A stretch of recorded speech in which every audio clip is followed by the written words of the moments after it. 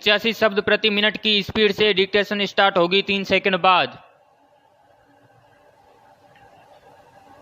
Start. Supreme court ने फौजदारी मामलों में किसी समझौते के आधार पर मामले को खत्म किए जाने के विरुद्ध जो सख्त फैसला दिया है उसके दूरगामी असर होंगे विराम। अब डरा धमकाकर और लेन देन के माध्यम से मामलों को रफा दफा करने का चलन बंद होगा विराम। सर्वोच्च न्यायालय ने डकैती, दुष्कर्म और हत्या जैसे मामलों में अदालत के बाहर पक्षकारों के बीच होने वाले किसी समझौते के मामले को रफा दफा किए जाने का आधार मानने से इनकार किया है और कहा है कि उन अपराधों का समाज पर गंभीर असर पड़ता है और समाज चाहता है कि ऐसे मामले चलते रहें विराम। इस फैसले से वैसे विडंबनापूर्ण मामले भी नहीं होंगे जिनमें दुष्कर्म करने वाली पीड़ित से विवाह करने को तैयार हो जाए तो अदालत मामले को खत्म कर देती थी विराम।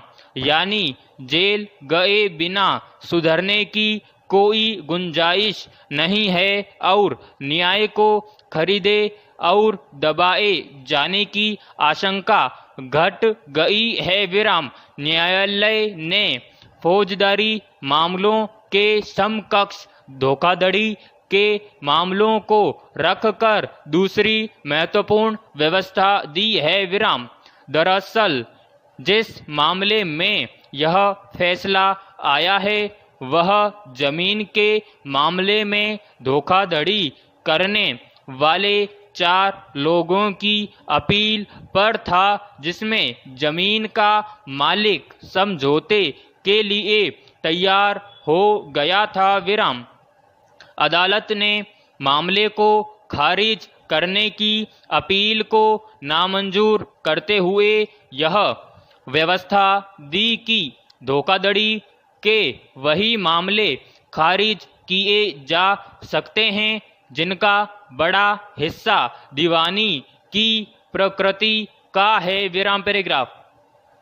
अदालत की यह व्यवस्था मौजूदा शासन के उस रुख के भी अनुकूल है कि भ्रष्टाचार को मामले में किसी तरह की माफी नहीं दी जाएगी विराम। अब आर्थिक अपराध भी उतने ही गंभीर माने जाएंगे जितने मानव शरीर के प्रति होने वाले अपराध विराम। अदालत की यह व्यवस्था समाज में बढ़ते जातिगत और सांप्रदायिक अपराधों के लिहाज से भी स्वागत योग्य है विराम। इससे कमजोर लोगों के दमन और अल्पसंख्यकों पर अत्याचार के मामलों में दोषी को सजा मिलने की संभावना बढ़ती है विराम। इसके बावजूद अदालत इस बात की गारंटी कैसे करेगी कि सुरक्षा और जांच एजेंसियां अपना काम किसी पक्षपात के बिना करेंगी और उसमें निर्दोष लोगों को नहीं फंसाया जाएगा विराम। जब जांच एजेंसियां राजनीतिक हथियार बन जाए तो न्याय पर उसका असर पड़ना स्वाभाविक है विराम। ऐसे में अदालत को अपनी इस कठोर व्यवस्था के साथ न्यायिक विवेक की भी गुंजाइश रखनी होगी विराम पैराग्राफ। सर्वोच्च न्यायालय की अधिकारिता और शक्तियां उनकी प्रकृति एवं विस्तार के अनुसार किसी भी अन्य देश के सर्वोच्च न्यायालय की तुलना में अधिक है विराम। अमेरिका के सर्वोच्च न्यायालय की तरह यह परिसंघीय न्यायालय मूल अधिकारों का संरक्षण तथा संविधान का अंतिम व्याख्याकार है। विराम। अनुच्छेद 131 के अंतर्गत सर्वोच्च न्यायालय के मौलिक क्षेत्राधिकार का वर्णन किया गया है। विराम।